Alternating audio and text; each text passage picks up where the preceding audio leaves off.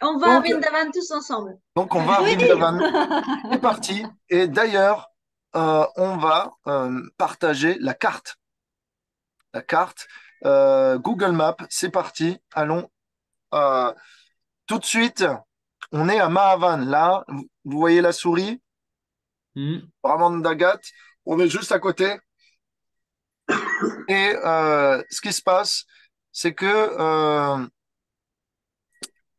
un jour, plutôt je devrais dire, après que les deux arbres, Nakuluvera et Manigriva, se soient échoués de tout leur poids, ces arbres gigantesques, et que Nanda Maharaj euh, ait eu la stupeur que son fils soit sauvé in extremis de cette chute, que les amis autour de lui, les Gopas, etc., n'aient aucune égratignure, que Mère Yashoda aussi s'inquiète après que maintes démons, maintes péripéties soient arrivées, en veux-tu, en voilà, de manière comme une avalanche, une cascade, une répétition. Eh bien, les deux parents se font du mouron, mais quand même, euh, Nanda et Yashoda se disent, on va pas quand même enfermer Krishna. C'est quelqu'un, c'est un enfant qui a besoin de sortir, c'est un enfant qui a besoin de voir les autres. De toute façon, ses amis l'adorent trop et Krishna adore trop ses amis pour qu'il puisse rester enfermé. Donc, on va plutôt le laisser sous surveillance. Donc, euh, ok, on va faire un petit retour. On viendra regarder la carte un peu après. Mes chers amis, un jour, c'est c'est dans le chapitre 11, 11 et un jour, un jour, notre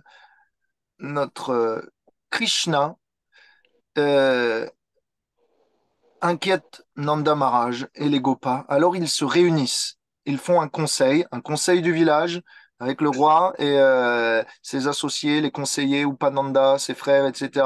Et ils en viennent à conclure que il y a trop de dangers, que Kamsa, connaissant l'endroit où il réside, enverrait encore des démons et qu'il y aurait encore des troubles. Et donc, par conséquent, qu'il faudrait protéger Krishna. Alors,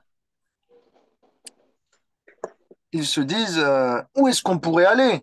Ça fait maintenant des mois qu'on est à Vrindavan, pardon, à Mahavan, et l'herbe est plus si verte parce que les vaches, eh bien, ont tout mangé autour. Nous nous sommes transformés comme une ville, alors que normalement les pâtres sont faits pour être comme des bergers voyageant d'une place à l'autre. Ils ont des campements mobiles. Mais là, Nanda Maharaj se dit, on s'est trop sédentarisé et c'est pas bon, c'est pas le mode de vie qu'on devrait avoir. Il est temps de bouger. Mais bouger où? Apparemment, Upananda dit, ça fait un certain moment qu'on n'est pas allé à Vrindavan. Et donc, par conséquent, l'herbe doit être fraîche, l'herbe doit avoir bien poussé, les buissons, les arbres doivent être remplis de fruits parce qu'on n'emmène plus nos vaches dans ces contrées. Donc, allons changer, allons dans les pâturages de Vrindavan. Donc, c'est ce qu'on nous dit. Euh, et donc, on est au chapitre 11. On est au chapitre 11, on est au verset 21. Pour ceux qui ont le livre de Krishna, j'espère que vous avez lu le chapitre. Sinon, il faut bien écouter. Et donc, euh, Nanda Maharaj dit, voilà, il rappelle les péripéties. Putana est arrivée, elle a enduit son sein de poison, Krishna a survécu, on ne sait pas comment, Trinavarta, la tornade, est arrivée après cela, il l'a emmené dans les airs et Krishna est atterri sur une pierre. Donc il y avait un danger en dessous, au-dessus, au sol et dans les airs. On ne sait pas comment il a survécu, mais c'est arrivé. Les arbres se sont affaissés. On ne sait pas comment non plus il s'en est sorti pour euh, avoir être passé entre les feuillages et les branchages. Mais Tout ça, c'est sûrement dû au fait qu'on adore Vishnu. C'est ce que Nanda Maharaj se dit. On adore Vishnu. À Vrindavan, on chante tout le temps les noms du Seigneur. Et quand on chante pas les noms du Seigneur Vishnu, on chante les noms de Krishna. Donc forcément, on est protégé grâce à lui. Donc il faut qu'on continue où qu'on aille, que ce soit à Vrindavan ou ailleurs. Il faut qu'on continue à adorer le Vishnu pour qu'il protège notre fils et notre dynastie et le village. Donc, ils s'accordent tous à dire, OK, allons-y, mais quand? Quand Upananda dit maintenant, maintenant, à chaque jour, sa nouvelle péripétie, à chaque jour, son problème, donc il est temps de partir maintenant, tant que Kamsa euh, ne sait, ne sait pas où on sera en sécurité. Donc, si on bouge, on a une chance d'avoir moins de problèmes, moins de soucis. Donc, c'est ce qui se passe. Donc, on nous dit que euh, tout le monde s'apprête, tout le monde s'affaire. Et pendant ce temps, Krishna et ses amis, où est-ce qu'ils jouent? Ils jouent sur les berges de la rivière Yamuna, qui est non loin d'ici. Et il est l'heure de manger. Il est l'heure de manger. Alors, vous savez comment c'est quand vous avez des enfants et que vous les appelez à manger. Généralement, c'est à table ou quelque chose comme ça. Mm. Ou il y en a certains, je connais certains parents, ils sonnent une cloche. Ils ont une cloche dans la cuisine où ils ont une petite cloche et ils font sonner la cloche. Et là, tous les enfants, on entend des bruits de pas dans les escaliers, tac, tac, tac, tac, ça descend et tout le monde s'affaire autour de la table. Mais ça, c'est quand la famille marche bien. Généralement, quand on a des invités, qu'il y a des enfants, que ils s'amusent dehors, il faut répéter plusieurs fois. Et là, c'est pareil avec Krishna. Il est en train de s'amuser. Ils font des jeux ensemble. Et donc, maman a beau appeler parce que la cuisine est chaude et que le repas est prêt, les enfants ne veulent pas venir. Alors, qui sort la première pour appeler les enfants? C'est Mère Rohini, la mère de Balaram. Et donc elle dit, Krishna, Balaram, le repas est prêt, c'est tout chaud, venez. Mais Krishna et Balaram, trop absorbés dans les jeux, donc à imiter les animaux. Miaou, miaou, ou à se lancer des balles entre eux, à se lancer des fruits et à les attraper, ou à voler leurs vêtements, leurs turbans, ou simplement à faire des dessins dans le sable, ou à imiter les pâtres, à faire semblant de garder les vaches, ou à faire des jeux comme le voleur et le policier. Tout ça, Krishna, Balaram le faisaient comme nous, on pouvait le faire quand on était enfant. Mais là, le problème, c'est que bah, il est temps, il est midi, alors il faut aller manger. Donc, Rohini, elle pense que euh, s'ils loupent le repas, ils vont pas le manger, et s'ils vont pas manger, ils vont pas avoir de force, et s'ils sont fatigués, après, ils vont faire des bêtises. Donc, il est temps de les emmener. Mais Rohini n'y arrive pas. Et donc, Rohini se dit, qui aime plus Krishna et Balaram que moi? Qui est capable, si moi je n'arrive pas à les faire arrêter de jouer, qui est capable de faire ça? Une idée? Est-ce que vous avez une idée? Qui est capable de... Yashoda. Il y a Mère Yashoda. Yashoda, voilà, exactement. Il n'y a qu'une personne qui aime plus Balaram que Rohini, c'est Mère Yashoda. Alors, Balaram n'est pas le fils de Rohini, mais Yashoda le considère comme son fils et parce qu'elle a un amour particulier, elle aime Balaram comme Krishna, elle l'aime beaucoup plus que Rohini pourrait le faire quand même. Et donc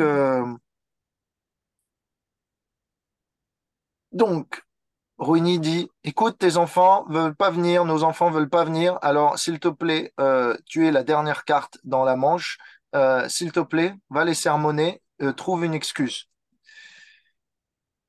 Donc, Yashoda aussi a peur que, proche de la rivière, Krishna Balaram se coule, se fasse mal, se noie. Et donc, elle a encore plus d'intensité dans sa voix que Mère Rohini quand elle appelle. Krishna, Balaram, venez vite!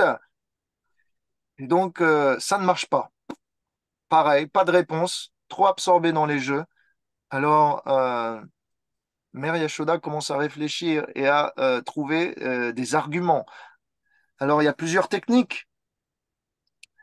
La première, c'est que Mère Yashoda se dit, vous êtes fatigué, vous avez faim, venez par ici.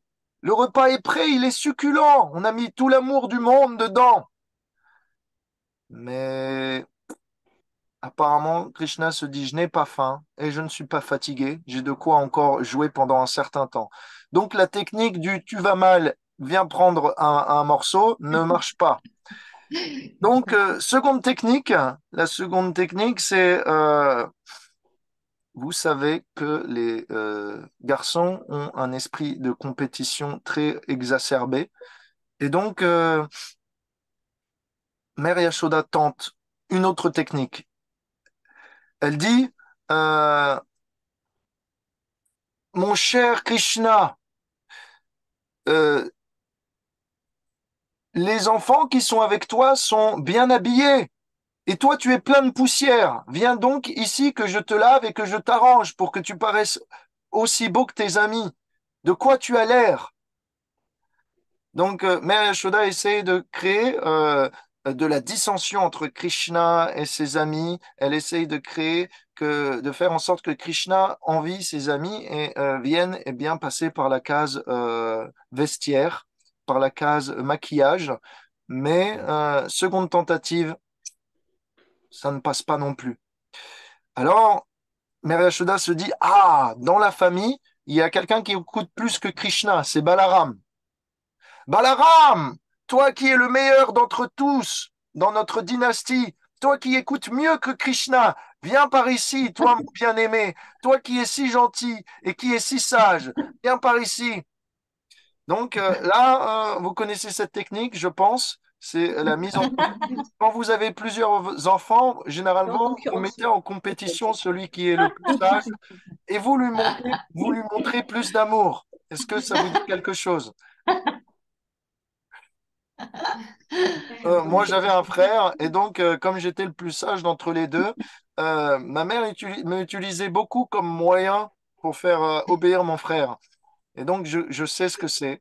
Euh, et après, voilà, elle me mettait une caresse, elle me donnait un cadeau en plus, et mon frère était pas content après. Alors, comme ça l'obligeait à écouter un peu plus.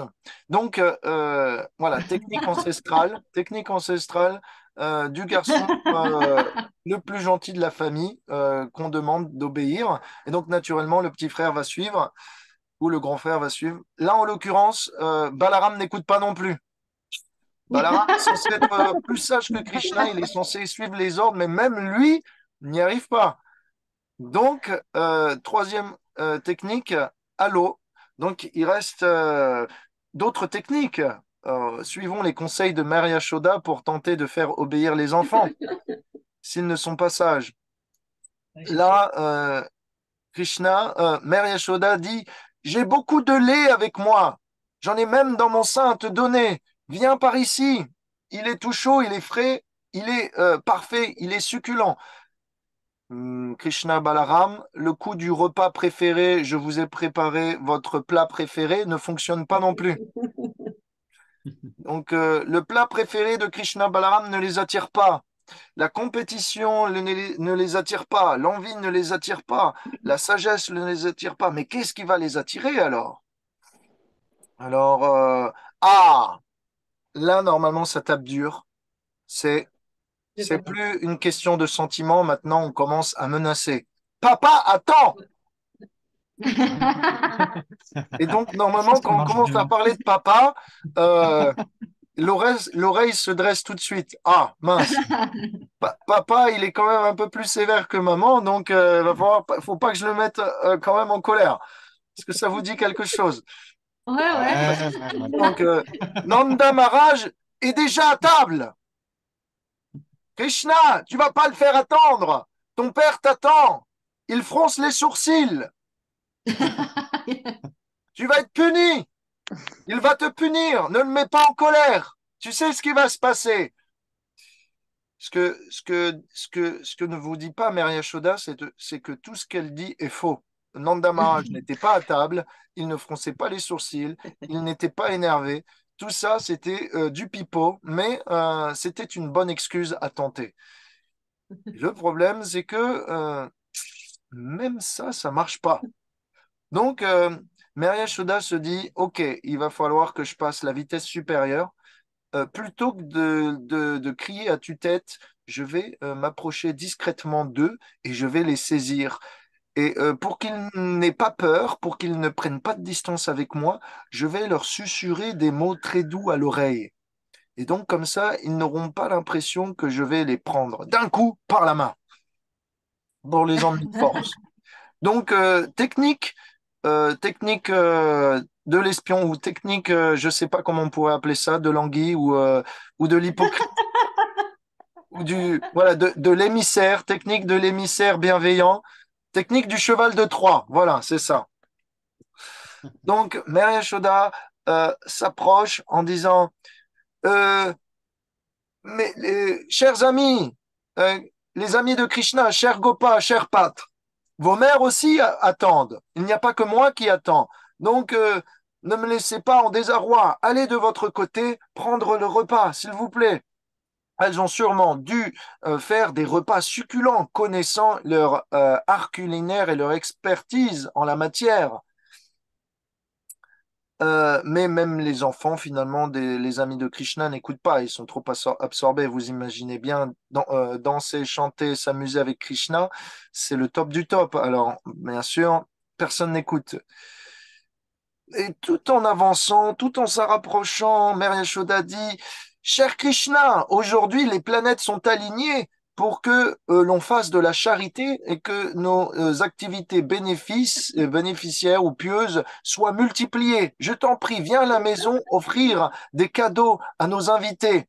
Ils ont hâte de te voir. Krishna adore faire la charité, il est très gentil et il est généreux et partageur, mais aujourd'hui il ne se sentait pas de cette humeur. Et finalement, prononçant, pardon, ces paroles, eh bien, Mère Yashoda vient à se rapprocher doucement de Krishna et Balaram, à les saisir par les poignets et à leur dire, maintenant, on y va, Ça suffit. ça suffit. Donc voilà, on y va. C'est fini, tout le monde se disperse et on va manger. On va manger, c'est l'heure de manger et c'est l'heure de partir en pèlerinage à Vrindavan. C'est l'heure de remballer tout, c'est l'heure de remballer les affaires, c'est l'heure de dire au revoir à Gokul Mahavan, c'est l'heure de dire au revoir à notre palais. Et donc, il est temps, eh bien, voilà, de changer de contrée. Donc, on retourne maintenant sur Google Maps, un petit peu, s'il vous plaît. Euh, Laissez-moi faire le changement. Il faudrait que je connaisse le... Alors, on me dit Alt plus S pour que j'apprenne le raccourci. Alt plus S. Ah, ça marche. Voilà, je le saurai pour la prochaine fois. Tac. Donc, voilà, on est au petit cœur. Vous voyez le petit cœur ici. Je vais zoomer pour vous. Et donc, ça, c'est Gokul Mahavan. Maintenant, où Upananda, Nanda Maharaj, Mary Yashoda ont décidé d'aller, ils ont décidé d'aller à Vrindavan. Et Vrindavan, c'est ici. C'est ici. Voilà, c'est toute cette partie. Tac. Donc, vous Il n'y a pas voyez. que. Donc, il y a quand même une sacrée surface à couvrir. Il faut passer par l'Ohavan. C'est une des 12 forêts. Il y a d'abord Il tous. faut, il faut ensuite traverser la rivière Yamuna.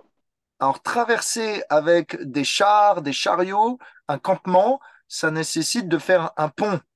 Et où est ce pont? Il est encore là de nos jours. C'est pas le même, hein, c'est pas un pont en bois. Il a été bétonné, je vous rassure. Mais c'est par là où Mère Yashoda, Nanda Maharaj et tous les pâtres sont passés. Qu'est-ce qui se passe? Est-ce que vous voyez toujours la carte? Oui. Oui. Ouais. D'accord, moi je ne la vois plus. Alors, bref, c'est bon. Ok. Euh, les pâtres n'iront pas directement à Vrindavan. Ils vont aller d'abord à Kaliarad. Kaliarad, c'est l'endroit où a été tué Kalia, où va être dans le futur tué le démon Kalia. Est-ce que ça vous dit quelque chose? Oui. Tout le monde connaît Ah oui, c'est Kaliagat, le serpent. non? C'est le serpent, Le c'est ça? serpent. Oui, c'est le serpent. Est-ce que vous vous rappelez un petit peu? Je vais Kaliagat, Il a empoisonné forcément. la Yamuna avec son venin. Oui, c'est juste à côté de Non, sur l'ISKCON. sa tête. C'est juste à côté de Ah, l'ISKCON. Donc ça, c'est. Bon, il y en a d'autres, hein. C'est pas le vrai temple, celui-là. N'essayez pas de m'arnaquer. Donc, bref, c'est aujourd'hui, Kaliagat, c'est un peu à, je dirais, une centaine de mètres de la berge de la Yamuna, parce que voilà, il y a 5 000 ans quand même, les cours d'eau prenaient des... Voilà, vous savez, les cours d'eau ne sont pas toujours les mêmes, ils changent d'angle, ils changent de route, suivant les inondations, suivant le sable, les mouvements des plaques. Donc aujourd'hui, la Yamuna n'est pas au même endroit qu'il y a 5 000 ans, elle a déplacé un peu son courant d'une centaine de mètres. Et donc, à cet endroit, eh bien, Krishna euh, aura combattu avec le serpent. Et donc, peut-être vous vous rappelez de cet arbre où Hmm. Krishna s'est appuyé il y a 5 000 ans pour sauter dans la Yamuna. Bien sûr, tout ça, on va le voir la prochaine fois. Alors, je ne rentre pas dans les détails. Ensuite, ensuite, pendant un temps, ils vont rester à Kaliarada et ensuite, ils vont bouger à Chatikar. Est-ce que ça vous dit quelque chose, Chatikar? C'est un peu plus loin, c'est vraiment à l'entrée de Vrindavan. Donc, vous voyez, hein, Vrindavan, c'est là où il y a, proche de la Yamuna, là. Et Oui, c'est Chatikar, ça. c'est juste ici. C'est entre Vrindavan et Govardhan, basiquement. Si voilà, mon ordinateur veut bien vous montrer. Voilà, vous avez Govardhan par ici, pas loin. Où est Govardhan? Ah, plus loin. Voilà, Govardhan est là, Chatikar est là, c'est pas totalement entre. Donc, Chatikar, c'est là où Krishna et les pâtres vont s'arrêter pendant plusieurs mois. Ils vont établir un campement temporaire avant de choisir la meilleure place à Vrindavan pour s'installer. Donc, ils vont en fait pendant pratiquement un an.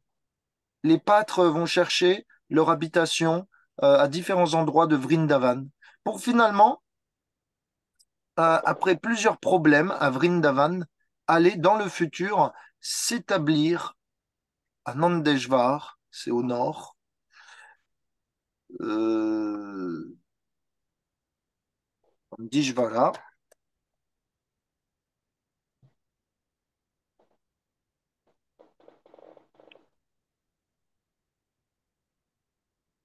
Nandagaon. Voilà, voilà, ici. Krishna, dans le futur, va aller s'installer ici, à Nandagram. Ok. Est-ce que vous avez déjà visité cet endroit où Krishna va s'installer dans le futur, après avoir cherché plusieurs endroits à Vrindavan? Est-ce que vous avez déjà été le voir? Ça vous dit quelque chose? Non. Non, ça vous dit rien. D'accord. Mais C'est non, un- faut que tu nous emmènes, faut que tu nous emmènes, Revati. oui, oui, ça peut s'arranger, hein, ça, on en reparlera, hein. Si c'est votre désir, Krishna va le satisfaire. Donc voilà, je vous montre. Nanda Gaon, c'est le palais de Nanda Maharaj. Donc c'est la fête, hein, c'est la discothèque, mais il n'y a pas d'alcool. Tout le monde s'amuse. Donc voilà, il y a une piscine pour Krishna, il y a des toits plats pour qu'on puisse dormir en dehors des pièces quand il fait chaud. C'est un beau palais, hein, je vous rassure. Wow. Même si c'est pas exactement le même qu'il y a 5 000 ans, on se doute bien, mais quand même, il y a toujours ça en commémoration. Donc, Voilà, je vous ai expliqué un petit peu les différents itinéraires que Krishna va prendre pendant les prochaines années à venir. Sachez qu'ils vont mettre du temps à s'installer. Donc, ils vont essayer de trouver des campements un peu partout, mais à chaque fois, il y a un problème. À chaque fois, il y a un démon qui arrive et à chaque fois, du coup, ça bouleverse les plans de s'installer. Mais un jour, pourquoi Nanda Maharaj va s'établir à Nandagaon? Je vais vous le dire, c'est un secret. C'est que à Nandagaon, eh bien, à un moment, à force d'avoir trop de démons qui viennent perturber, Nanda Maharaj appelle un Muni qui s'appelle Sandilya Muni. Et ce Muni, Nanda Maharaj lui demande des protections pour éviter que les démons viennent à chaque fois proche de leur maison ou dans leur maison perturber la vie de Krishna. Et à ce moment-là, Sandilya Muni donne une murti de qui? Une murti de Nrsingadev au couple. Et donc, Nanda et Yashoda vont installer Nishingadev sur leur colline, dans leur maison, dans leur palais, et vont commencer à adorer Nishingadev pour protéger leur enfant. Et voilà comment on adore Nishingadev à Vraj. Incroyable. Donc, Nishingadev est présent aussi à Vrindavan. Est-ce que tu peux expliquer qui c'est, Nishingadev? Moi, je connais pas. Ah, très bonne question. S'il te plaît. Nishingadev, c'est une forme, on va le montrer, hein. Est-ce qu'on montre Nishingadev? Ben oui, il est beau. Ah oui, voilà. Nishingadev, Namdagaon. Oui, Oui. Alors, est-ce qu'on va pouvoir retrouver la Murti ou pas? Je ne sais pas s'il y a les photos, hein. Sinon, je vais aller prendre une photo dans. Alors, est-ce que vous voyez ça? Là, juste, vous voyez ce que c'est, ça? Et les bousses de vache qui sèchent. Ouais, exactement, ça sert au fioul. Alors voilà, c'est la vie de village, hein. Alors là, c'est Nanda Maharaj, Nanda Yashoda, Krishna Balaram, bon, ils sont tous les deux noirs, c'est le marbre qui fait ça. Alors, où est-ce qu'on va trouver la Murti de Nishingadev? C'est pas sûr. Bref, je vais pas perdre de Puri. temps. Je vais vous la montrer. Je vais vous montrer une image de Nishingadev parce qu'une image vaut bien mieux que 1000 mots. Et Et Didi. donc,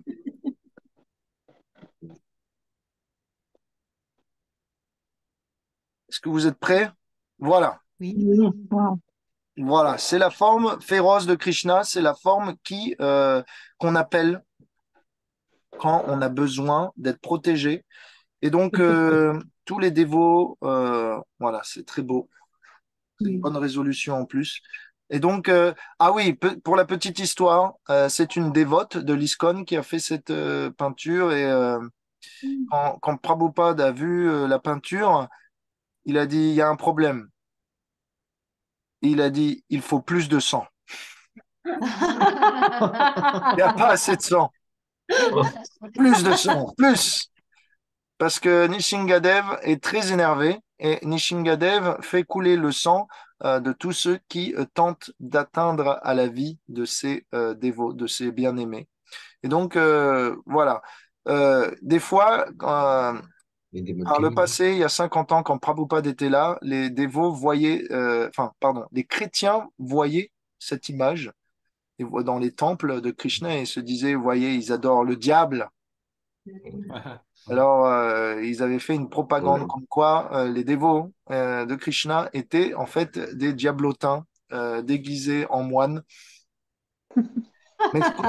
Mais, ce qu'on doit comprendre, c'est que euh, le seigneur Nishingadev, de ses griffes acérées, détruit les ténèbres de l'ignorance. De ses dents pointues, il arrache le péché de notre cœur. De sa crinière, il vient dissiper le doute quant à si on peut être sauf ou pas dans des situations difficiles.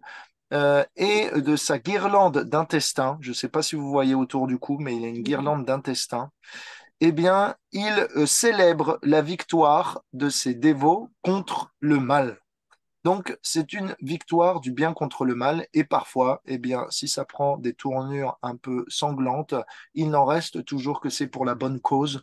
Donc, voilà, le Seigneur est surprenant, il prend des formes généralement douces, et parfois, si on l'énerve, et si on atteint à la vie de ses dévots, ici, Prahlad Maharaj, en l'occurrence, c'est le petit enfant qui est situé à côté de la jambe droite, c'est l'enfant qui est venu protéger l'incarnation mi-homme, mi-lion de Nishingadev.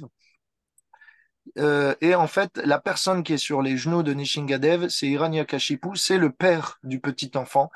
Le père du petit enfant voulait atteindre à la vie de son enfant parce que c'était un adorateur de Vishnu et le père, lui, était contre Vishnu. Il voulait la place suprême. Il voulait être adoré comme Dieu. Et donc, il y avait une, une antinomie, il y avait une confrontation au sein de la famille. Et à un moment, quand son père a voulu tuer son enfant, eh bien, Dieu, Vishnu, sous la forme de Nishingadev, s'est interposé entre les deux et a renversé la vapeur et a sauvé le petit enfant du sabre de Hiranyakashipu. Donc voilà. Est-ce que ça va? Ouais. Hmm. Ça va, hein? Donc voilà, t'as un résumé. On pourra en discuter. Merci. On pourra en discuter si tu as plus de questions. Donc voilà. Non, c'est bien, merci. Voilà, Nishingadev est ici aussi pour protéger Krishna. Donc nous, par exemple, quand on a des problèmes, quand vous êtes dans la rue, quand vous êtes au travail, quand vous avez des problèmes en voiture, sur la route, quand il y a un chien qui vous course, il y a un alcoolique qui vous prend à partie, quand il y a un voleur qui vient tenter par effraction de rentrer dans votre jardin, quand il y a un feu quelque part dans votre cuisine ou un torchon qui prend feu parce que vous l'avez oublié, quand il y a un problème avec une inondation, peu importe, vous appelez Nishingadev pour protéger et il fera l'affaire. Ok. Il y a énormément d'histoires où Nishingadev apparaît et Nishingadev, dans la vie des dévots, les protège. Et donc, c'est un nom très puissant de Dieu. Donc, si vous l'appelez, il va répondre immédiatement. Voilà. Donc, j'ai expliqué l'itinéraire que prendraient Nanda Maharaj, les pâtres, la famille de Krishna pendant les futures années. Mais maintenant, on va revenir au point de départ, au moment du départ. Et ce qu'il se passe, c'est que euh, voilà, les pâtres partent mettre toutes leurs effets personnels dans des chariots. Ils partent en demi-cercle, en demi-lune, si vous voulez, comme ça, tac, de sorte à ce que les vaches qui soient contenues au milieu de la formation ne partent pas dans tous les sens. Donc il y a les chariots qui font une demi-lune et au nord, il y a eh bien, tous les pâtres qui sont là pour guider les vaches. Donc de cette manière, tout le troupeau est contenu et tout le troupeau part avec l'ensemble des amis, des habitants. Donc j'ai l'impression qu'il y a un rayon de soleil qui me chauffe le crâne. Ou alors, je, Tu es tout rouge je suis maintenant. en train de me décorporer et je vais sûrement partir au monde spirituel dans quelques secondes. Mais je ne pense Bon pas que c'est voyage. ça. Mon heure n'est pas venue. Donc Oh là là. laissez-moi, comment je vais pouvoir ça... Tu peux savoir. Ah ouais, c'est un sacré rayon de soleil, hein. Je vais me Ouais, décaler. Je vais me décaler. voilà. Voilà. Parce que ça chauffe, hein. Ouais, je confirme. Là, il y a un sacré soleil. Alors voilà, on va rester comme ça. Donc, est-ce que vous avez des questions jusqu'ici? Est-ce que le voyage vous plaît? Est-ce que vous avez tout Moi, compris? j'ai une petite question. Comme tu Moi. dis que ce sont des nomades, euh, Oui. comment ils font pour construire des palais en pierre? Ah ah! Et c'est des nomades, et ils bougent dès qu'ils ont plus d'herbe dans les forêts environnantes. Et donc, ça prend quelques années comme ça. Et donc, en quelques années, tu as le temps de construire une maison. On sait pas, c'est pas, c'est pas si difficile que ça quand tu construis des maisons faites de pierre et faites des matériaux locaux et que tu as beaucoup de main-d'œuvre. Donc, ça se construit. En un an, tu peux faire ton palais, et puis en 5 ans, tu as fini de faire, de manger toute l'herbe autour. Et donc, après, tu bouges de contrée en contrée. Mais là, ta question, ce qui se passe, c'est que je vais y répondre. C'est que quand les pâtres arrivent à Vrindavan, ils se disent, OK, on s'installe là, mais pour tout reconstruire. Donc, ils ont posé la même question que toi. Qu'est-ce qu'on fait? On construit un palais? Est-ce qu'on fait des fortifications en bois? Est-ce qu'on fait des trucs en terre cuite à la va-vite? Ou est-ce qu'on se laisse dans nos chars, dans nos chariots? Et donc, Krishna, il dit, mes chers pâtres, j'ai pour vous une solution. Sachez qu'à Vrindavan, il y a une déesse appelée Vrindadevi, Tulasi Devi. Il y a aussi Yogamaya qui y réside. Et il y a aussi Durga Devi qui passe par là. Et donc, si on les adore toutes les trois ensemble, alors, naturellement, quand on va se réveiller le lendemain, eh bien, il y aura déjà des maisons de construites pour nous. Alors, c'était l'idée. Ali Bol. Alors, pardonnez-moi une seconde. Oui, tu peux repasser après? Ok. Alors, pardon, même dans mon camion, j'arrive pas à m'isoler. C'est fou ça, non? Parce que, bref, alors, Il est dans son camion. oui, je suis dans mon van. Je suis dans mon van. Suchitra vous en dira. Oui, Suchitra et Julie, non, c'est pas Julie. Si, Si, si. si. Si, c'est Julie. Julie pourra vous en si, dire des si, c'est nouvelles. lui. Je sais pas si elles ont bien dormi. Très bien. Alors, donc on reprend. On reprend. Krishna fait la promesse que si vous adorez les demi-dieux, si vous adorez la déesse de la forêt, elles vont construire pour vous des beaux palais et des belles habitations.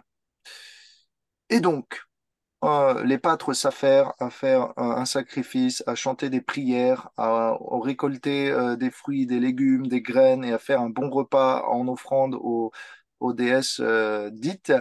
Et ce qu'il se passe, c'est que pendant la nuit, pendant que tout le monde est assoupi, eh bien, ça n'est pas mentionné dans le livre de Krishna, c'est mentionné dans le Brahma Vivarta Puran. Alors, je vous le raconte. Donc, c'est en supplément. Voilà, c'est croustillant. J'espère que vous allez apprécier. C'est que il y a parmi les demi-dieux un architecte. Si vous voulez, c'est l'ingénieur en chef. Est-ce qu'il y a des ingénieurs parmi nous? Mathieu. Voilà, je le savais, Mathieu. Alors voilà, il y a un être céleste, ingénieur, il s'appelle Vishvakarma. Alors, lui, il a toute une troupe d'ouvriers et c'est lui qui fait à peu près tous les monuments célestes, qui construit tous les palais en argent, en joyaux, en pierre suffisamment brillante pour que même la nuit, quand la lune est là, eh bien, les rayons se reflètent tellement que ça apparaît comme si on était de jour et qu'il n'y a pas besoin d'électricité. C'est lui qui organise le marbre, c'est lui qui organise, voilà, voilà, la taille des pierres précieuses et des pierres rares. Alors, je ne sais pas aujourd'hui si on utilise ça, mais je pense qu'on est plus dans le ciment, le béton, le sable et l'eau avec du gravier. Parfois un peu de chaux et de pierre ancienne, mais c'est plus pour la rénovation. Maintenant, on est plus dans les matériaux à la va-vite, j'ai envie de dire. C'est malheureux, mais euh, c'est comme ça. Euh, Mais à l'époque, Vishvakarma, il avait énormément de ressources et donc il les engageait. Kuvera était là pour donner aussi toutes ces pierres précieuses pour construire des palais pour tous les habitants. Et ce qu'il se passe, c'est que pendant la nuit, il s'affaire pour satisfaire le désir de Krishna et des pâtres, et il construit un palais pour chacun des habitants, et il met une petite plaque en or sur la porte ou sur la boîte aux lettres, je ne sais pas comment, mais il met le nom de chaque pâtre à chaque palais pour que le lendemain matin, quand tout le monde se réveille et se dit je prends quelle habitation, eh bien chacun puisse savoir où rentrer et qu'il n'y ait pas de cohue euh, et voilà de doute, de confusion. Donc euh, il y a même, bien sûr, hein, on a oublié de mentionner, mais il y a aussi Radharani et toutes les gopis et Vrishabhanu et Kirtida, la famille de Radharani qui part en voyage hein, aussi. Hein. Ce n'est pas que Nanda Maharaj et Mère Yashoda. Alors, on nous dit dans le Brahmavevarta Puran que euh, Vrishabhanu et Kirtida ont aussi un magnifique palais. Et en réalité, ce palais est même plus magnifique que celui de Nanda Maharaj. Donc, bah oui, parce que Radharani, c'est quand même la déesse de la fortune originelle. Alors, il faut qu'elle soit plus gâtée que Krishna. Hein. Donc, on nous dit, on nous dit, on nous dit que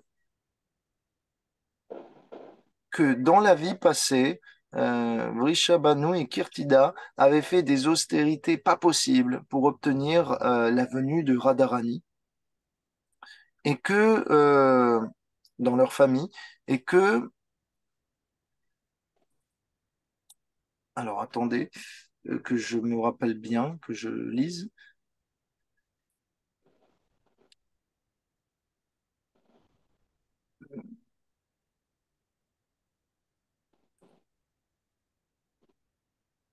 Et que, oui, voilà, dans sa vie passée, Kirtida, la mère de Radharani, s'appelait Kalavati. Je ne sais pas si vous avez déjà entendu ce nom, Kalavati. Elle s'appelait comme ça. Et dans sa vie passée, Vrishabhanu s'appelait, je vais vous le donner, il s'appelait,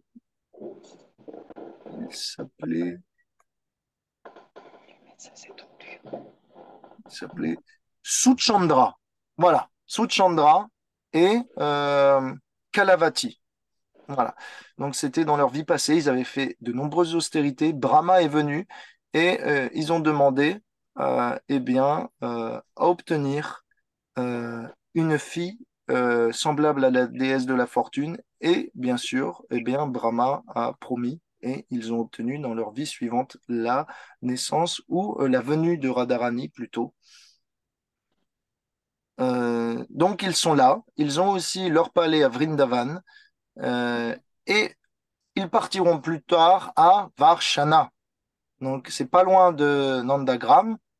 Donc, il y en a un, Vrishabhanu, Radharani sera dans la colline voisine appelée Varshana et Nanda Maharaj, Yashoda et Krishna seront dans la colline appelée Nandagram. Elles sont visibles quand vous êtes sur une colline, vous pouvez voir de vos yeux la colline en face. Donc, si vous voulez, Krishna et Radharani, durant leur enfance, pouvaient toujours regarder la maison de l'un et de l'autre en face, au loin. Et donc, bien sûr, ils arrivaient à faire des plans pour se donner rendez-vous. Comment ils se donnaient rendez-vous? Je pars un petit peu dans le futur, mais ils font des signaux de fumée. Donc, on connaît les Indiens, voilà, les signaux de fumée. Avec voilà cet art de pouvoir suivant le nuage de fumée ou suivant le feu eh bien ouais, déterminer une alerte, une invitation.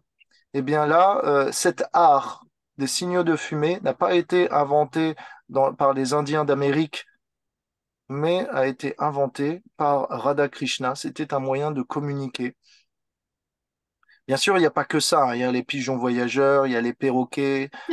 euh, Même, je vais vous dire, hein, quand Radharani se met du maquillage autour des yeux, autour des pommettes, suivant le signe, suivant si elle met une plume de pan, deux plumes de pan, suivant qu'elle mette 3 points au-dessus des sourcils, suivant qu'elle en mette 5 ou 10, ça veut dire je te donne rendez-vous à telle heure, à tel endroit. Et Génial. donc, Il avait une longue vue, alors. Il avait une longue vue pour pouvoir voir de l'autre côté. non, ça c'est quand ils se voyaient de plus proche. On est d'accord. D'accord. Si les À signaux condition, il lumineux ne faut marchaient pas, si les pigeons voyageurs étaient interceptés, c'était la troisième solution. C'est voilà. Parce que voilà, Krishna revient normalement à chaque fin de journée avec les veaux, les vaches, et c'est là que tout le voisinage, tous les habitants de Vrindavan voient sa troupe pour féliciter Krishna et le retrouver, pouvoir avoir un moment l'apercevoir.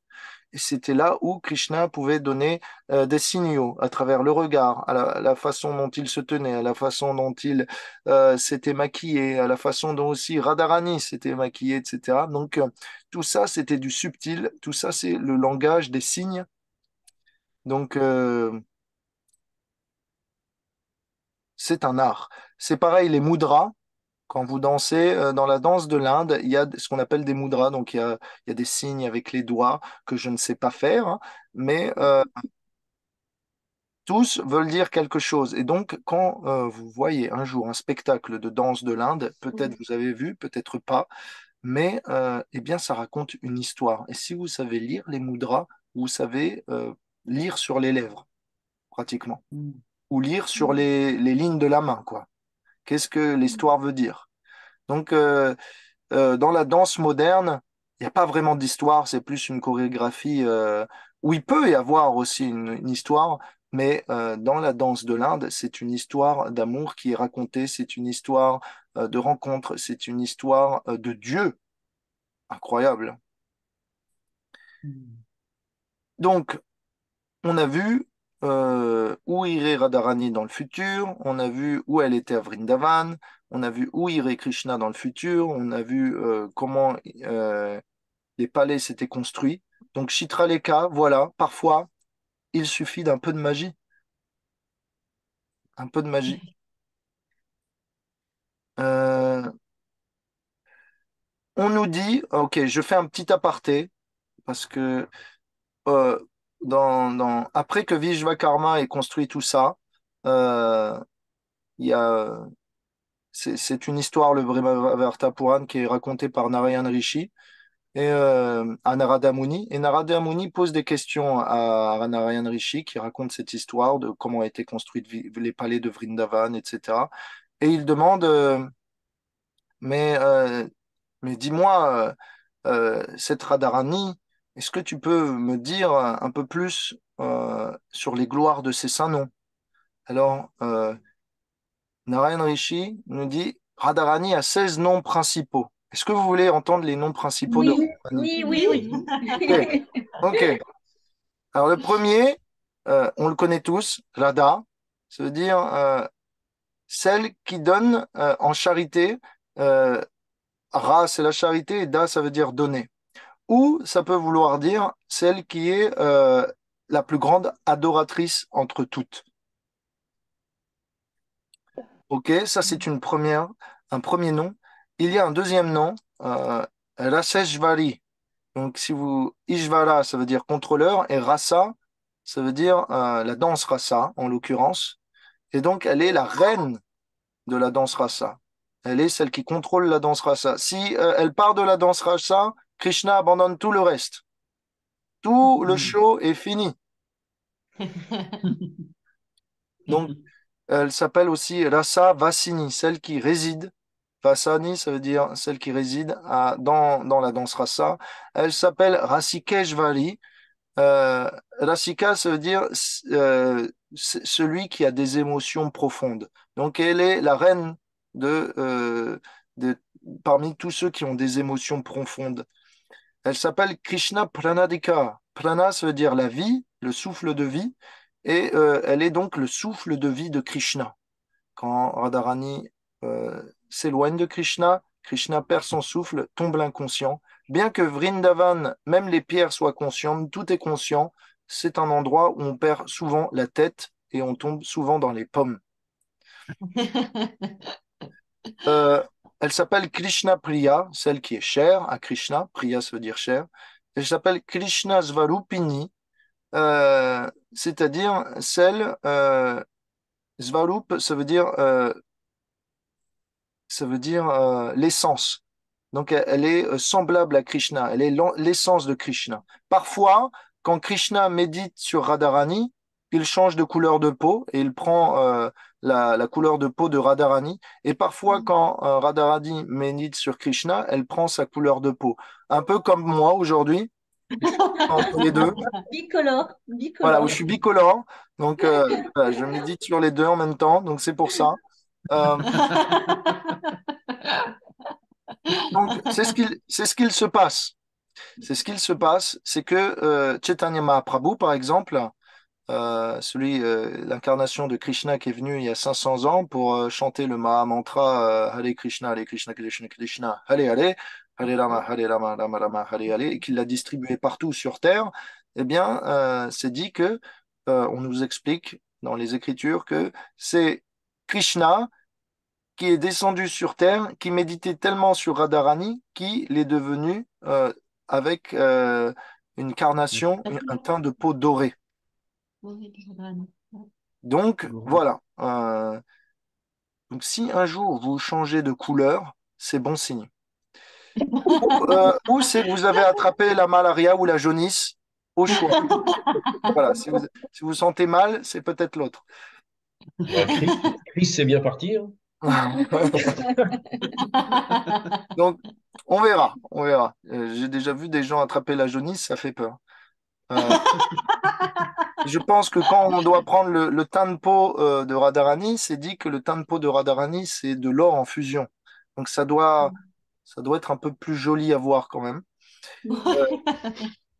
Radharani s'appelle, alors celui-là il est dur, Krishna Vamamsha Sambhuta.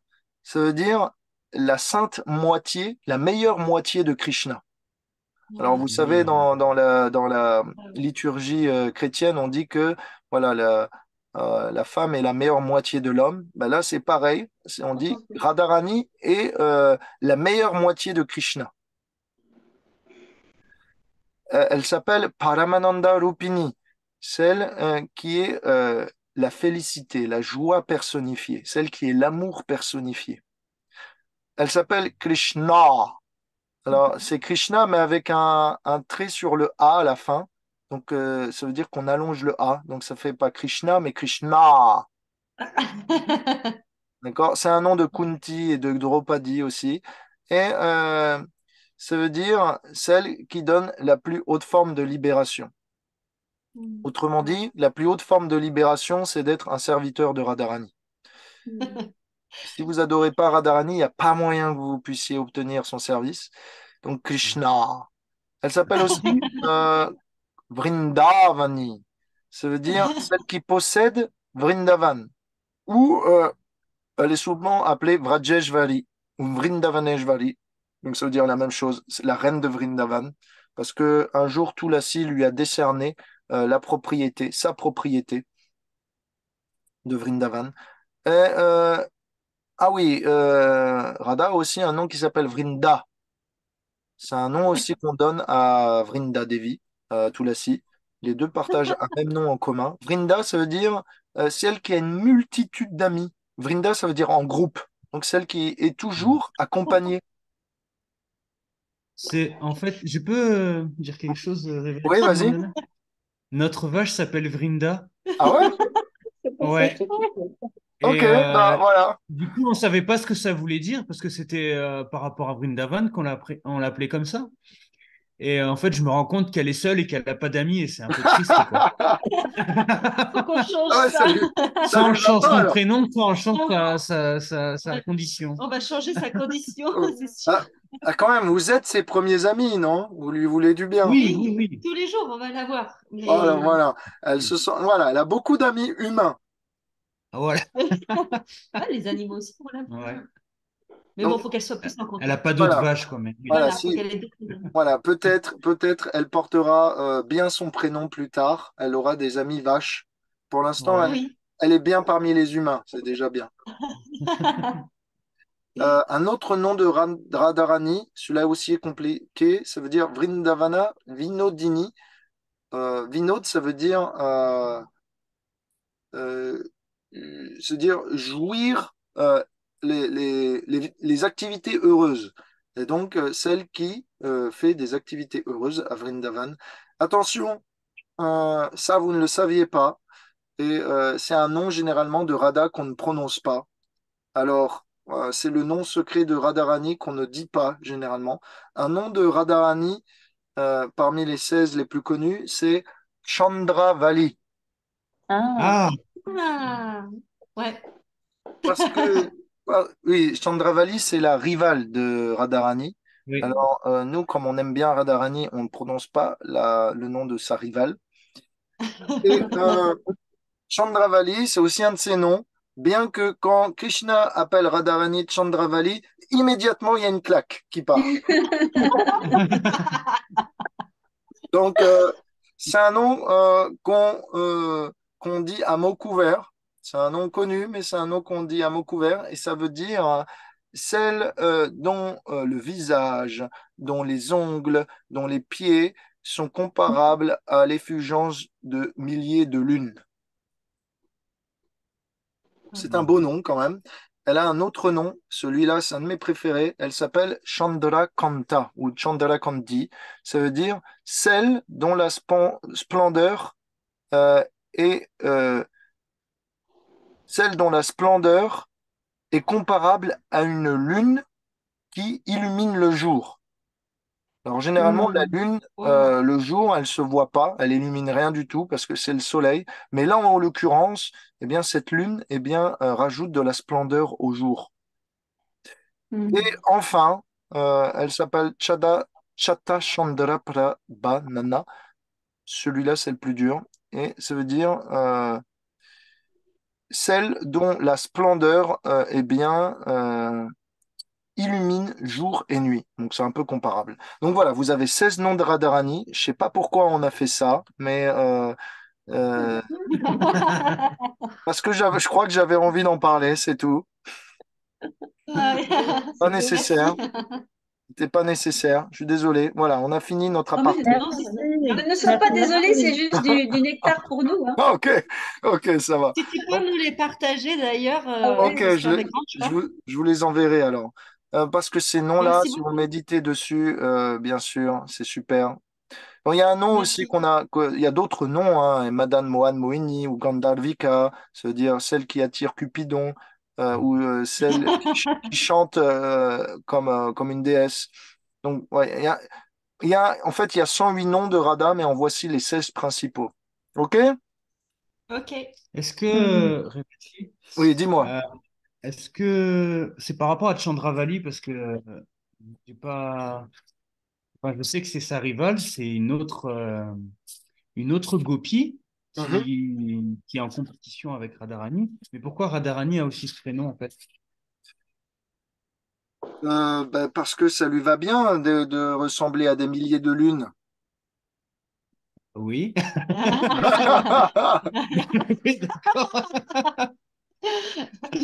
Mais pourtant, Voilà. elle ne supporte pas ce prénom. Non, parce que, en fait, bon, Vrishabhanu, c'est le père de Radharani, d'accord? Ouais. Hein. Et sa cousine, enfin, le cousin de Vrishabhanu, c'est Chandrabhanu. Pardon, Mhm. pardon, je suis désolé. Le frère de Vrishabhanu, c'est Chandrabhanu. Et la fille de Chandrabhanu, c'est Chandravali. Valide. Valide. Donc, en fait, Chandravali et Radharani sont cousins et cousines. Donc, elles Ok. s'apprécient, mais toujours est-il qu'il y a une compétition. Donc, c'est de bonne guerre, comme on dit. Oui. Voilà. Donc, et puis, c'est pas, c'est-à-dire, elles coopèrent pour le bien de Krishna. Hmm. Donc voilà, ça ne répond pas à ta question, mais ça te donne quelques informations en plus. Voilà. Euh, les pâtres se réveillent Aya, et là, aïe. quelle, quelle incroyable et magnifique perception qu'ils ont, quel paysage, des palais, en veux-tu, en voilà, dotés des plus fins joyaux, des plus fins métaux, des pierres les plus polies et les plus rares. Tout cela pour chacun des pâtres et des habitants de Vrindavan. Et donc, Nanda Maharaj fait le tour et voit que le concepteur a pensé à mettre le nom du propriétaire de chaque palais.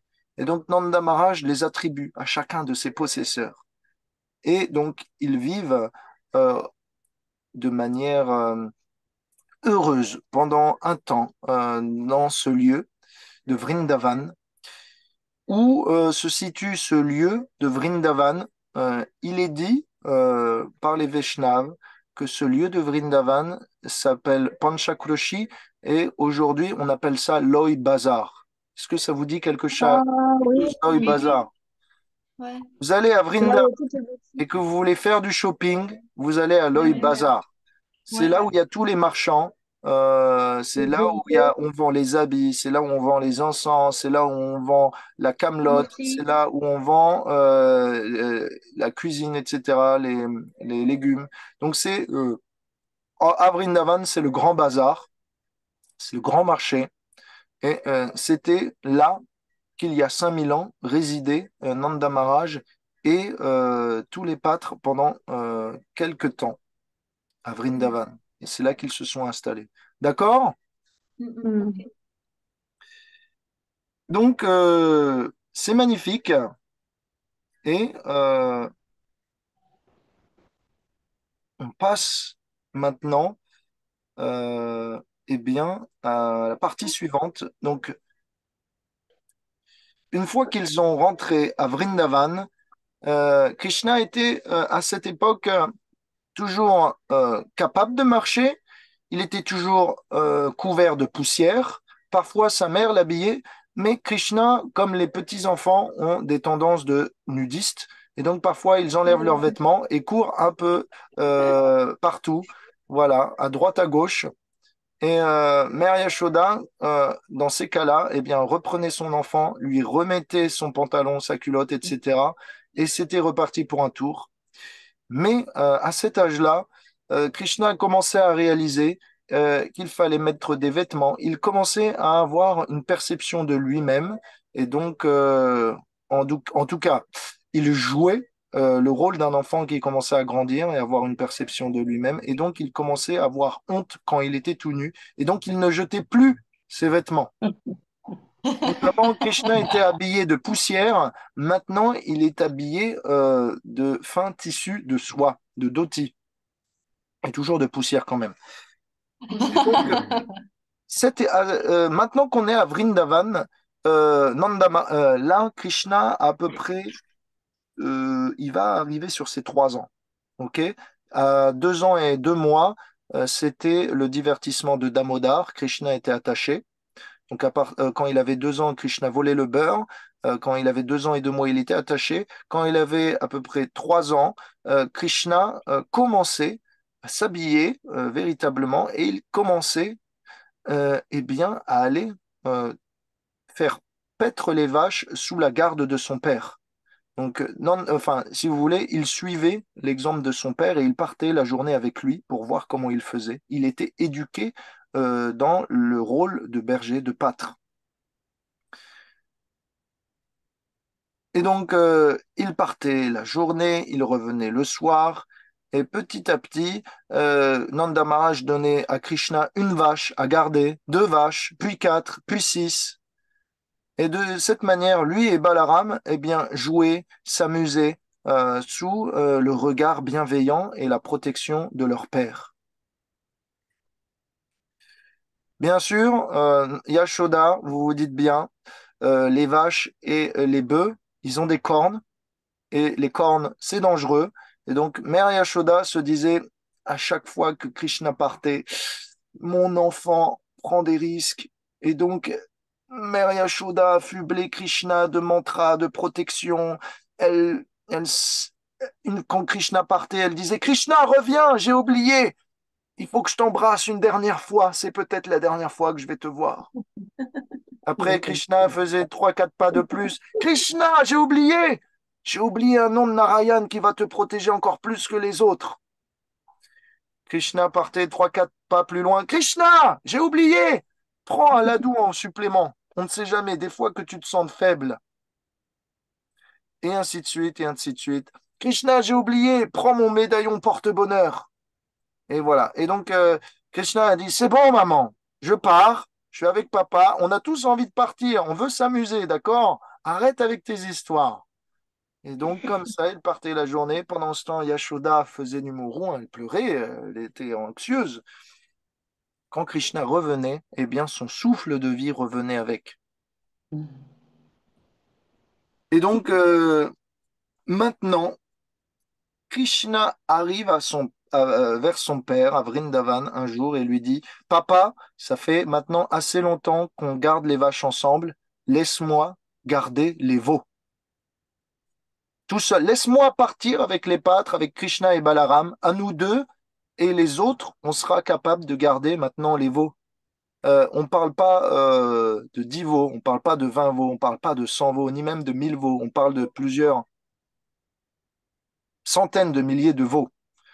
Me demandez pas comment c'est possible, mais c'est possible. Krishna est capable de contracter l'espace et le temps. Alors pour lui, rien n'est impossible. Et puisque c'est Krishna, tout doit se faire dans la démesure. Et donc Nanda Maharaj se dit, ah, d'habitude, je suis toujours avec Krishna et je peux le garder, je peux avoir un œil sur lui, mais qu'est-ce qui va se passer s'il y a un démon qui interfère, si comme ça nous relocalise, si comme ça s'interfère, ou s'il y a un problème avec les veaux et les vaches, on va perdre notre troupeau. Et finalement, Nanda Maharaj accepte, ou plutôt il dit, va demander à ta maman. Moi, j'accepte, mais quand même, il faut que Mère Yashoda dise oui aussi. Donc, moi, tout seul, je ne serais pas capable de dire oui. Et bien sûr, voilà, Mère Yashoda est travaillée au corps, ils insistent, mais elle garde le silence. Elle ne sait pas si elle doit dire oui ou non. Elle ne veut pas non plus dire non parce que elle veut pas blesser son enfant et le faire sentir incapable. Mais pour Krishna, comme on a écouté la dernière fois cette semaine, pour Krishna, quand vous dites pas oui, mais que vous dites pas non, ça veut dire oui. Donc pour lui, il y a un adage qui dit le silence euh, vaut acceptation. Quelque chose. En tout cas, en droit, il y a une loi qui dit le silence vaut accord. Tant que vous vous opposez pas, ça veut dire que vous acquiescez. Comment? Ok, donc voilà. C'est le et donc Krishna commence à partir. Voilà, dans les pâturages de Vrindavan et dans les forêts alentours pour garder les veaux. Et donc ils agissent en tant que protecteurs et maintenant en tant que pâtres. Et donc Krishna commence à mettre à sa ceinture la corne de buffle pour appeler les veaux et les vaches, pour sonner le ravitaillement et le retroupement. Il prend aussi sa flûte que Balaram avait commencé à lui enseigner. Le gourou pour apprendre la flûte, c'est Balaram. Et celle qui manie mieux la flûte que Krishna, c'est Radharani. Mais celui qui a appris la flûte à Krishna, premièrement, c'est Balaram. Alors, Krishna met la flûte sur le côté droit. Il prend son lasso sur le côté gauche et son bâton de pâtre. Et il part. Il part. Et vous avez peut-être déjà vu dans les dessins animés Disney ou dans certains dessins animés, on met au bout des bâtons des petits paquets noués, enfin des tissus qui renferment eh bien, le dîner ou le goûter de la journée. Et là, les pâtres font pareil. ils mettent sur leur bâton un baluchon dans lequel eh bien, est conservé leur goûter.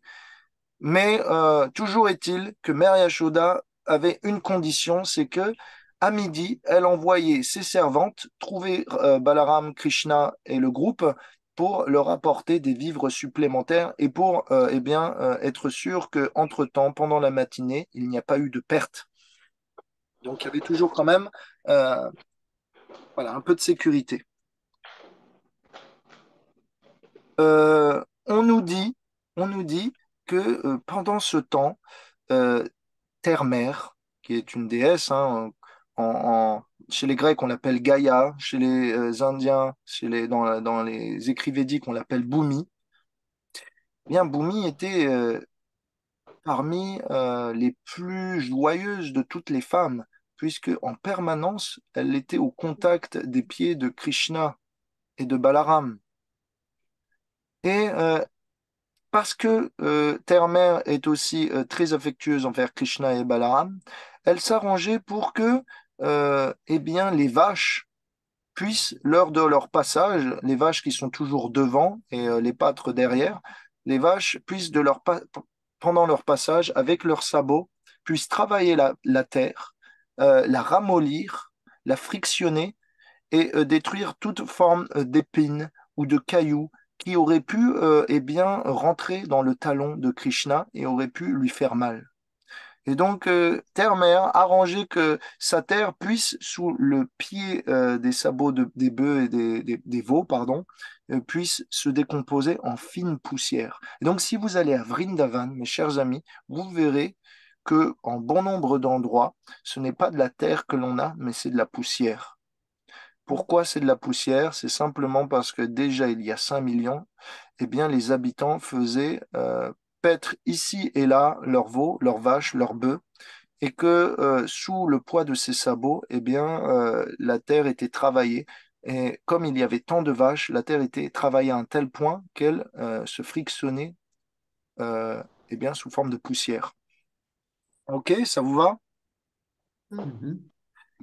Cette terre était si douce, un peu comme le pollen des fleurs. Alors vous imaginez, la, la peau de Krishna est si sensible que même quand il y a une feuille qui tombe d'un arbre et qui vient toucher la peau de Krishna change de couleur. Un peu comme quand vous appuyez fortement sur votre paume et que vous voyez que eh bien, l'endroit où vous avez appuyé est blanc parce que le sang ne coule plus. C'est pareil avec Krishna, mais avec une telle délicatesse.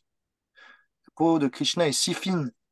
Et donc, c'était naturel pour lui eh bien, de préparer le chemin dans lequel il allait gambader.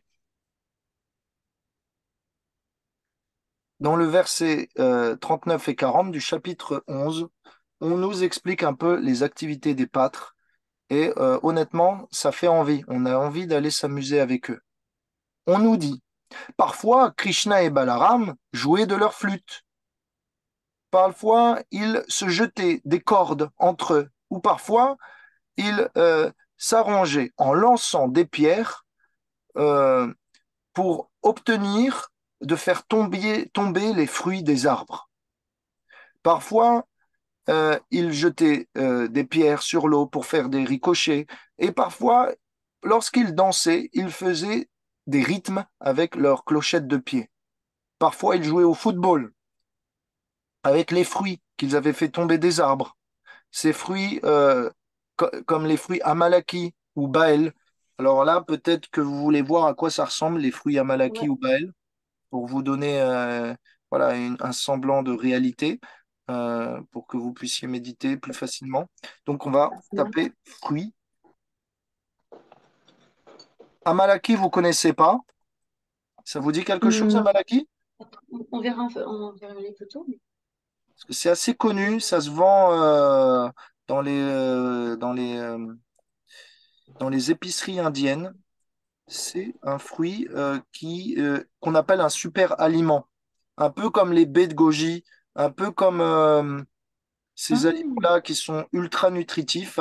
Et donc, généralement, quand on a des maladies, quand on a un système immunitaire défaillant, quand on a des problèmes de digestion, quand on a des problèmes de peau, eh bien, on trouve voilà, le fruit Amalaki.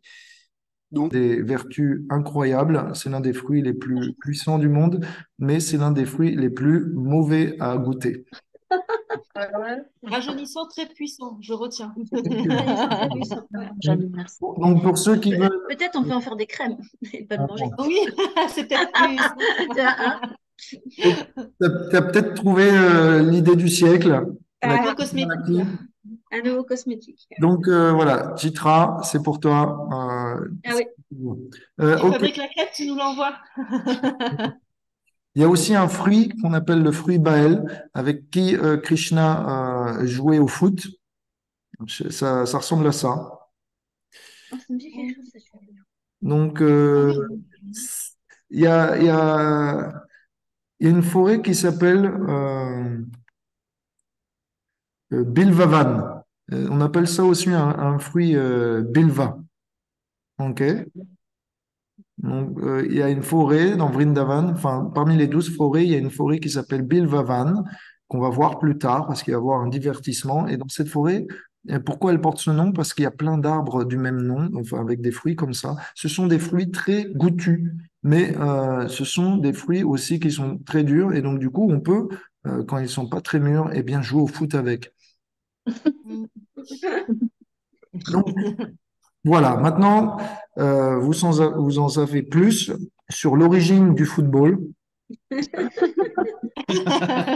C'est pas les Anglais, hein. Donc, Ah, ça change. donc le meilleur footballeur, c'est pas Mbappé. Le meilleur footballeur, c'est pas Zinedine Zidane. Le meilleur footballeur, c'est Krishna Balaram. Parce que eux, ils arrivaient à mettre dans les cages, ils jouaient pas sur un terrain de foot, c'était des prairies, c'était des champs énormes. Alors, il fallait une bonne précision, hein, attention. Et c'était un terrain même pas homologué, donc il y avait des bosses, etc. Ils n'avaient pas les chaussures pour tirer.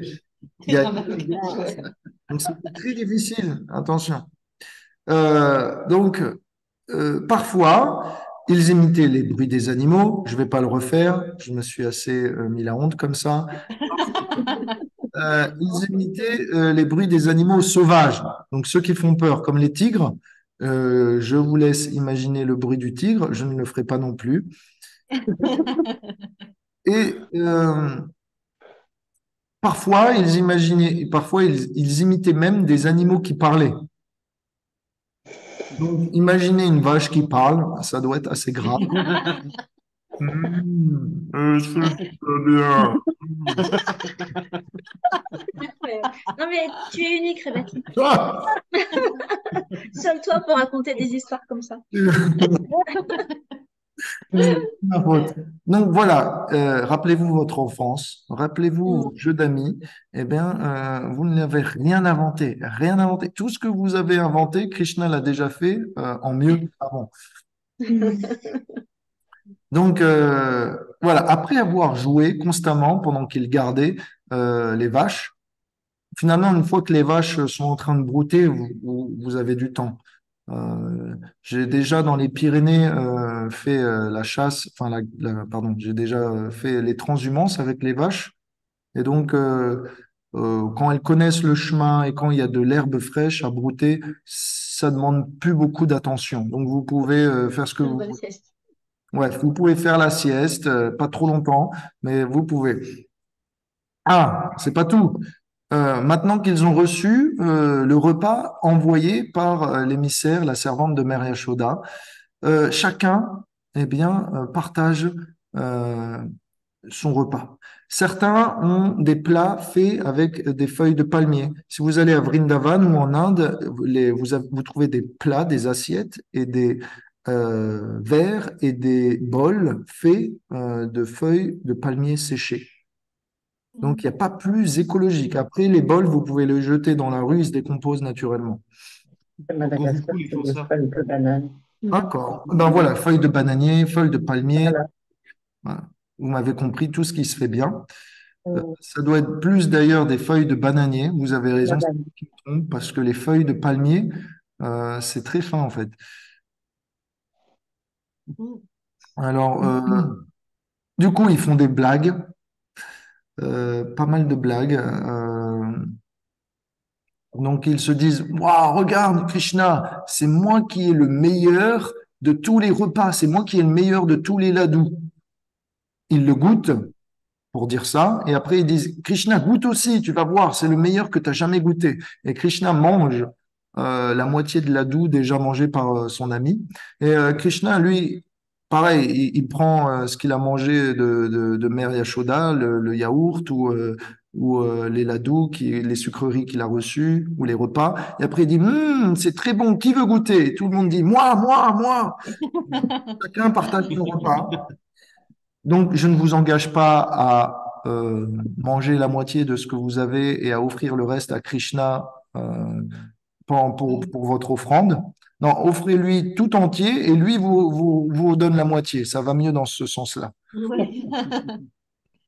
Donc, une fois que ça se fait comme ça, il y en a d'autres qui décident de débattre sur la qualité du prasadam qu'ils ont mangé. Il y en a d'autres, ils se disent que cet après-midi, c'est lui qui gardera le plus grand nombre de veaux, ou c'est lui qui arrivera à tirer le meilleur au football avec les fruits, etc. Donc, il y en a, vous voyez comme on est enfant, on essaye de dire c'est moi le plus fort, c'est moi qui vais être le meilleur dans le futur jeu qu'on va faire, et ainsi de suite.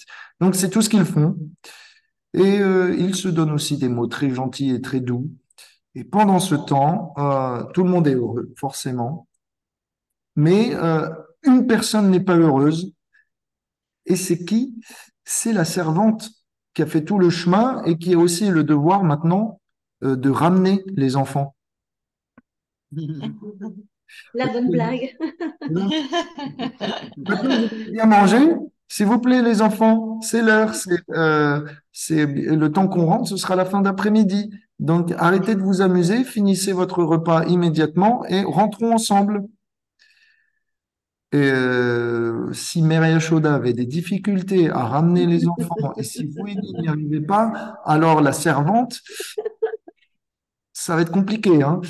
Donc, elle insiste, elle utilise des subterfuges, du chantage, elle utilise des menaces, des cadeaux, mais c'est pareil, Krishna et Balaram n'obéissent pas. Et donc, du coup, eh bien, elle dit, voilà, il va bientôt faire nuit. Si vous rentrez pas, il va faire nuit, vous allez vous perdre et du coup, vous allez mourir de froid la nuit. Donc, si vous voulez pas mourir de froid la nuit, il faut partir maintenant. Et là, les garçons acceptent et ils partent. Maintenant, un jour,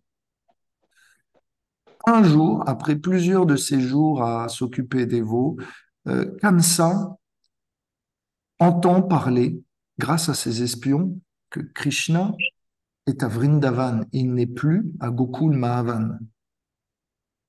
Et donc, Kamsa dit à ses espions,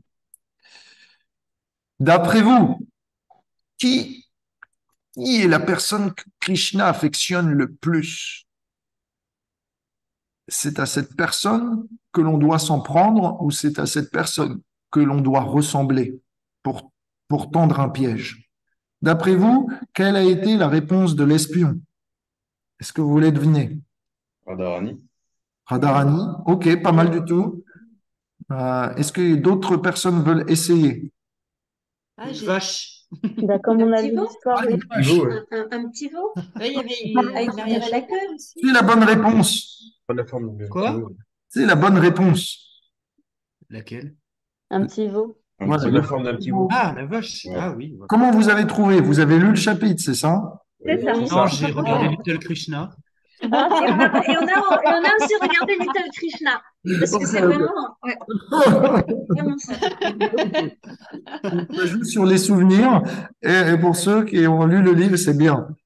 Pour ceux qui ont tenté avec leur logique, c'est bien aussi. C'était une bonne tentative, Mathieu. J'apprécie beaucoup.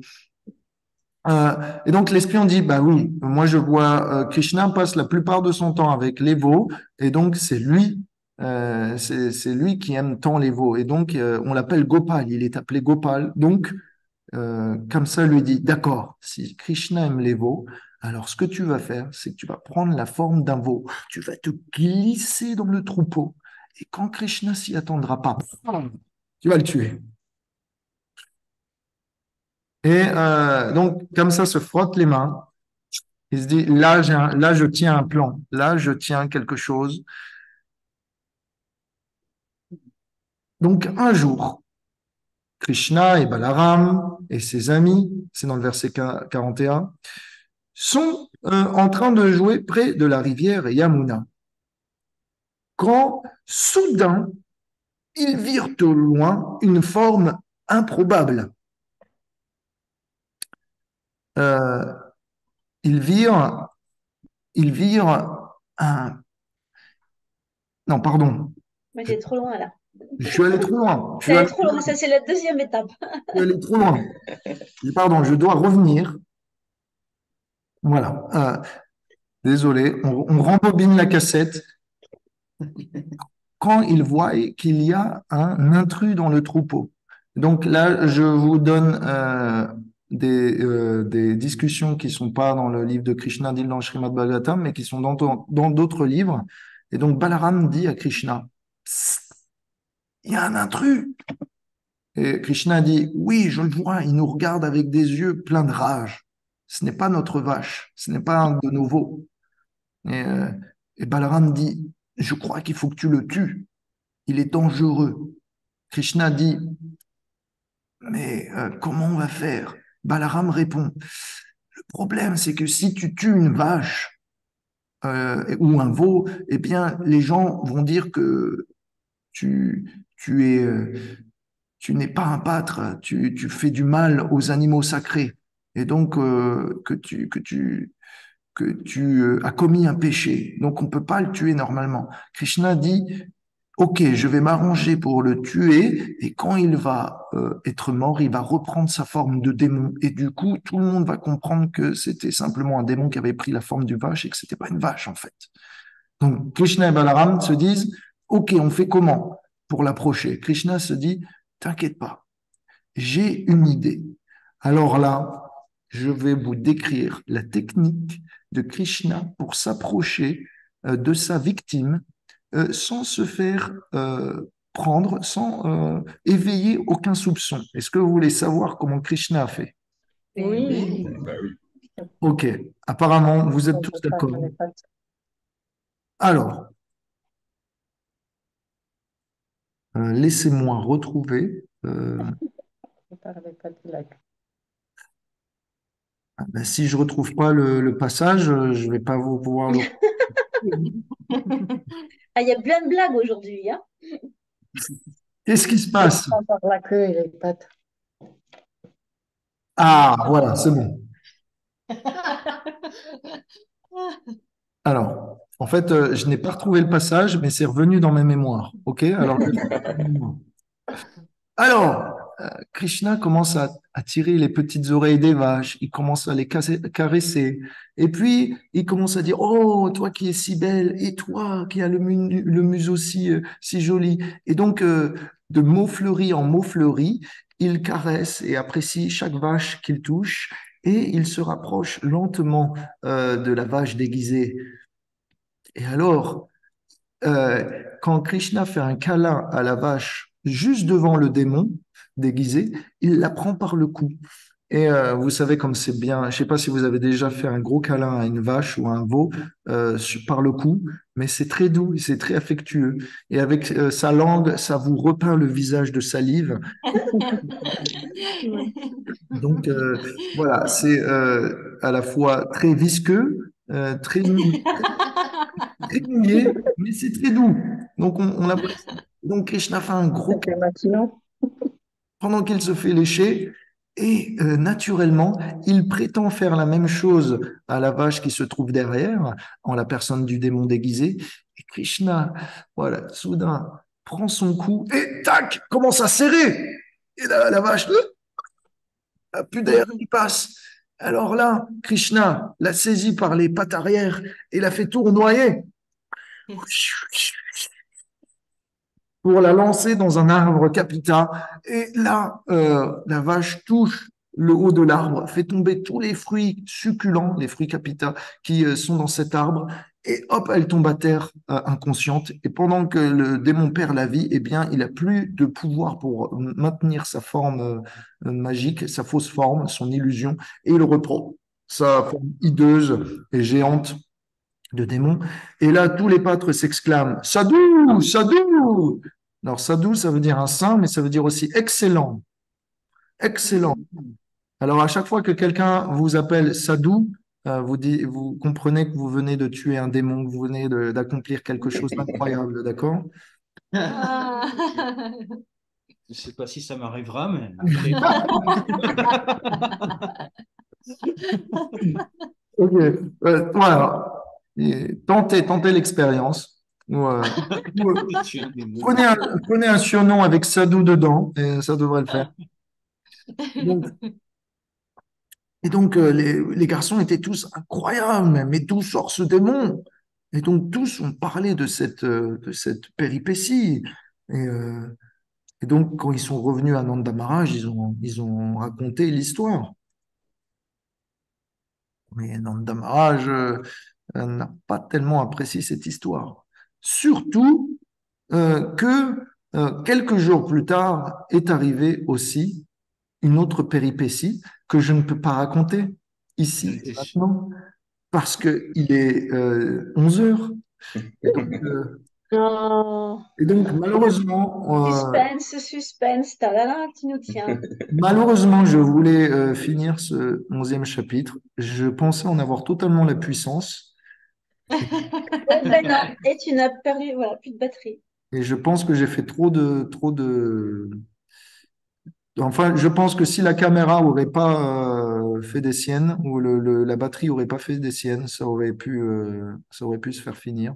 Mais donc, on va s'arrêter à cette section, voilà, de la mort de Vatsasura, et on reprendra au verset 46 du chapitre 11 la semaine prochaine. Voilà. Est-ce que ça vous a plu? Est-ce que vous avez des questions? Oui, oui. Ouais. Moi, j'ai une question et que tu verras au prochain chapitre qui me taraude depuis tout à l'heure. Peut-être tu l'as déjà dit, mais pourquoi Krishna a choisi de venir dans une famille de pâtres et pas dans une famille de brahmanes ou de kshatriya? Tu es en train de me demander pourquoi Krishna est Krishna, c'est ça? C'est possible? Pour comprendre les goûts de Krishna, il faut comprendre, faut comprendre sa nature. Alors, moi, je comprends, je peux te dire une chose, c'est que quand Krishna est un pâtre, dans le rang social, il n'est pas très élevé. Et donc, du coup, il peut être beaucoup plus simple. Mais si Krishna aurait été un roi ou un guerrier, ces activités lui auraient donné beaucoup plus de prestige. Et donc, du coup, on n'aurait pas pu se connecter avec lui avec Goûter à la beaucoup de simplicité. facilité. Voilà, exactement. Ouais, d'accord. Donc, Mère Kunti, la mère des Pandavas, d'Arjun, elle dit, quand tu es là, Krishna, et que tu as pris naissance en tant que pâtre, t'es pas comme les autres incarnations qui ont pris naissance dans des grandes familles et des dynasties de Brahmana et de Kshatriya. Non, tu es tout simple. Du coup, on peut t'approcher facilement sans Il est t'offrir accessible. toute la cérémonie et la déférence due à un être de haut rang. Ah, ok. Ah, ça me va bien. Et, Mm. au-delà de ça, bah, c'est parce que les vaches, la nature, l'agriculture, euh, La terre. la terre, La quoi. terre, ouais, Euh, c'est Ah, ça nous parle bien. ça nous va bien à tous, je crois, ici. Ouais.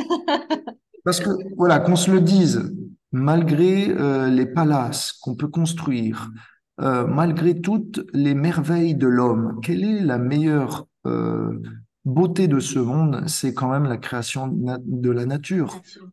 Et donc, Oui, clairement. Euh, on a beau avoir la meilleure technologie, les meilleurs outils, les meilleurs ingénieurs, finalement, la plus grande beauté, la plus grande intelligence, elle se trouve aussi dans les choses Et la naturelles de ce puissance. monde, voilà, dans la vie de la nature, de la forêt, etc., des montagnes, des cours d'eau. C'est simplement un paysage idyllique, naturel. C'est une intelligence innée, une beauté.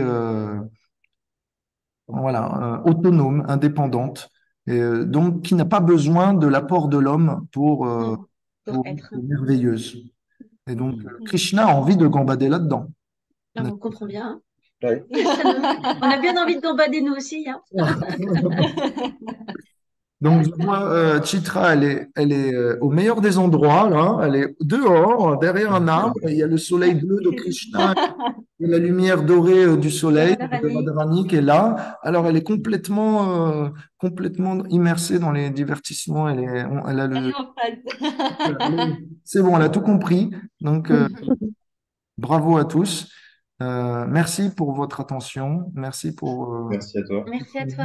Merci Merci. beaucoup. Et désolé pour ces coupures. Non, mais C'est le jeu. Aujourd'hui, on a pris des chemins détournés. Ce sera pas tout le temps comme ça, mais voilà, je me suis permis quelques libertés aujourd'hui.